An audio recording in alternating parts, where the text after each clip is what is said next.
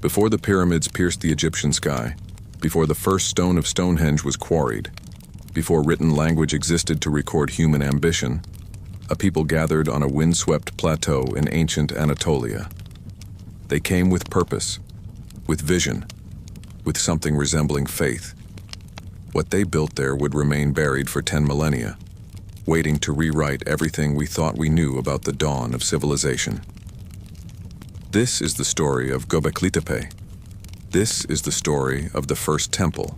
The sun rose blood red over the plateau, casting long shadows across a landscape that offered nothing. No rivers ran through this high, desolate place.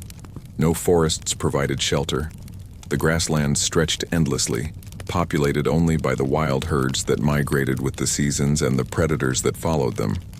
It was 10,000 BCE, and humanity still wandered. But one man had stopped wandering.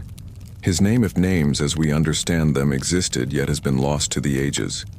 The people called him the Dreamer, for he spoke of visions that came to him in the deepest hours of night. He was neither young nor old, his body marked by the scars of a hunter's life, his eyes holding something that made others uneasy. He had seen something in his dreams, something that demanded to be made real. "Here," the Dreamer said, striking his staff against the limestone bedrock. "The gods have shown me. We build here." The others, 24 men and women from scattered hunting bands, exchanged glances. They had followed him for 20 days across the highlands, drawn by his certainty, by the strange magnetism of his conviction. But doubt crept among them like morning fog. "There is no water," said Kale, a lean hunter whose tribe ranged the valleys to the south. "No shelter. Winter will kill us here." "The herds do not come to this place," added Mira, a woman whose skill with flint had earned her respect among many bands. "What will we eat while we work?" The Dreamer turned to face them, and in that moment something passed between leader and followers that had rarely existed before in human history.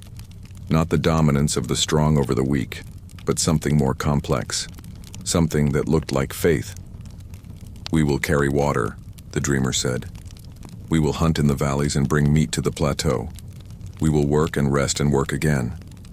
For what we build here is not for our comfort." He paused, letting his gaze sweep across the assembled faces. "It is for the gods, and the gods will remember." They began the next morning. The limestone lay beneath their feet, extending down into the earth in massive sheets. The Dreamer directed them to the tallest formations, great slabs of rock that jutted from the plateau like the bones of the earth itself. With stone hammers and antler picks tools that had fed and clothed them all their lives, they began to shape the rock. The work was impossible. Everyone knew this. Everyone accepted it anyway. They carved the first pillar over the course of 3 months. The Dreamer insisted on its dimensions. Twice the height of a man, shaped like a capital T, its broad top suggesting shoulders, arms, the form of something humanoid but greater. When it stood complete, still attached to the bedrock beneath, the people gathered around it in silence. "It watches," whispered a young man named Soren. "It watches the horizon." "No," the Dreamer corrected, running his weathered hand along the smooth stone. "It waits for its brothers, for its..." They carved the second pillar beside the first, then a third, then a fourth. As the seasons turned, as hunting bands came and went, bringing food and tools and news of the world beyond the plateau, the circle began to take shape. 12 pillars, arranged in a ring, each carved from the living rock, each oriented to face the center where 2 taller pillars stood like sentinels. But the Dreamer was not satisfied with mere stone. "Bring me ochre," he commanded. "Bring me fat and ash. Bring me the shapes of the world." On the pillars under his direction they carved, not the simple scratches and symbols that marked territories or counted days, but something more. Something that bordered on art, on language, on the preservation of knowledge itself. They carved foxes and serpents, vultures with outstretched wings, scorpions with raised stingers. They carved spiders and boars, gazelles and aurochs. They carved the animals that meant survival, the animals that meant death. all the creatures that shared the world with humanity's fragile bands. On one pillar, the carvers under Mira's increasingly skilled hand etched something different. A human figure, stylized, headless, its arms raised in what might have been triumph or supplication. No one asked what it meant. Everyone understood. Years passed. The original workers grew old or moved on, replaced by others who heard tales of the great work on the plateau. The hunting bands developed a rhythm. Spring and summer in the valleys, hunting and gathering. Autumn and winter on the plateau, building and carving. They built more circles, each with its ring of pillars, each oriented slightly differently to catch the sun at different times of year. Something was happening to them in the process, something fundamental. They were no longer simply hunter-gatherers moving with the seasons. They were builders, organizers. They planned harvests of stone instead of grain. They coordinated labor across multiple bands, sharing resources and knowledge. They developed specializations. Some became expert carvers, others skilled at quarrying. Still others organized the logistics of feeding dozens of workers in a barren place. They were becoming something new. They were becoming civilized. The dreamer grew old on his plateau. His hair turned white, his hands trembled, but his vision never wavered.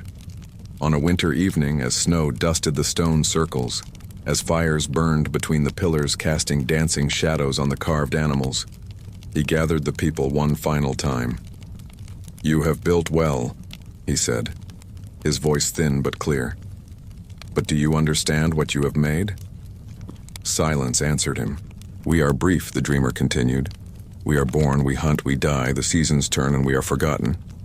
But this..." He gestured to the pillars surrounding them, their carved surfaces alive with flickering shadows. "This remains. This speaks. Long after we are dust, after our children's children are dust, these stones will stand.